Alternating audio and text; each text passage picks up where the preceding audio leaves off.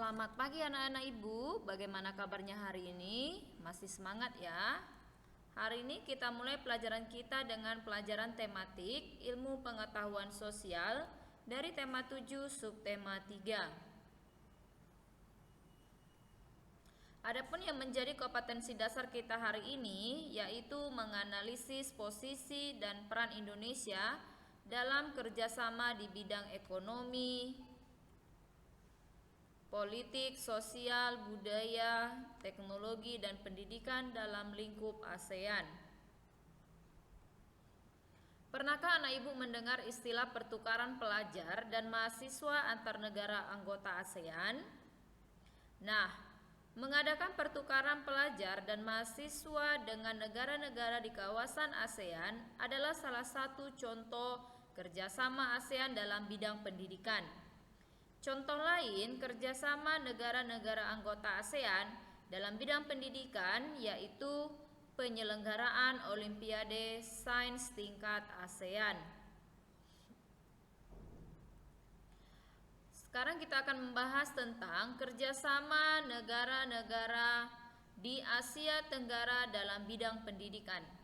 Yang pertama, penawaran beasiswa pendidikan seperti Indonesia yang memberi pendidikan kedokteran, bahasa, dan seni untuk mahasiswa terpilih dari negara-negara ASEAN. Yang kedua, ASEAN Council of Teachers atau ACT sebagai bentuk pertemuan guru-guru dari berbagai negara anggota ASEAN. Yang ketiga, mengadakan Olimpiade Regional Asia Tenggara di bidang pendidikan untuk negara-negara anggota ASEAN. Keempat, ASEAN Japan Scholarship pun ya fasilitas beasiswa untuk negara-negara anggota ASEAN belajar di berbagai universitas ASEAN dan Jepang. Yang kelima, adanya program ASEAN EU Cooperation and Scholarship Day di mana memberikan beasiswa kepada negara-negara anggota ASEAN. Selanjutnya, yang keenam, deklarasi kerjasama pendidikan. Ini bertujuan untuk mencapai masyarakat ASEAN yang peduli terhadap pendidikan. Yang ketujuh, pelaksanaan program pertukaran pelajar se-ASEAN. Program ini berperan meningkatkan daya saing siswa dalam bidang pendidikan. Kedelapan, kerjasama di bidang ilmu pengetahuan dan teknologi. Kerjasama ini diwujudkan melalui kegiatan penelitian bersama. Yang kesembilan, kerjasama untuk meningkatkan kualitas sumber daya manusia. Tujuannya untuk mampu bersaing dengan masyarakat dunia. Inilah kesembilan kerjasama negara-negara di Asia Tenggara dalam bidang pendidikan. Selanjutnya, peran Indonesia dalam kerjasama ASEAN di bidang pendidikan. Berikut ini peran Indonesia. 1. Mendukung program pertukaran pelajar dengan memberikan beasiswa kepada para pelajar berprestasi. Yang kedua, menyediakan sarana pendidikan yang memadai untuk meningkatkan kualitas daya saing pelajar Indonesia.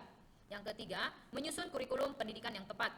Yang keempat, mengembangkan ilmu pengetahuan atau teknologi.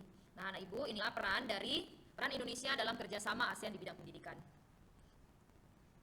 Nah, untuk anak-anak ibu, demikianlah pembelajaran kita hari ini mengenai bentuk kerjasama negara-negara anggota ASEAN dalam bidang pendidikan. Selanjutnya, latihan kita dari LKS tema 7, subtema 3, halaman 100, bagian 2, nomor 1 sampai 5. Silahkan dipindahkan ke buku latihannya dan ditulis soalnya. Demikianlah pembelajaran kita hari ini. Tetap semangat. Selanjutnya, tugas keterampilannya carilah informasi mengenai bentuk-bentuk kerjasama negara-negara anggota ASEAN dari berbagai media cetak atau elektronik. Diulangi, carilah informasi mengenai bentuk-bentuk kerjasama negara-negara anggota ASEAN dari berbagai media cetak dan elektronik. Berarti di sini bentuk kerjasamanya, misalnya bentuk kerjasama di bidang sosial, budaya, seperti yang tadi di bidang pendidikan, dan sebagainya. Itu anak ibu bisa cari dari media cetak atau media elektronik. Silahkan tulis di kertas HPS, dibuat serapi mungkin. Paham ya anak ibu ya? Nah, demikianlah pembelajaran kita. Terima kasih.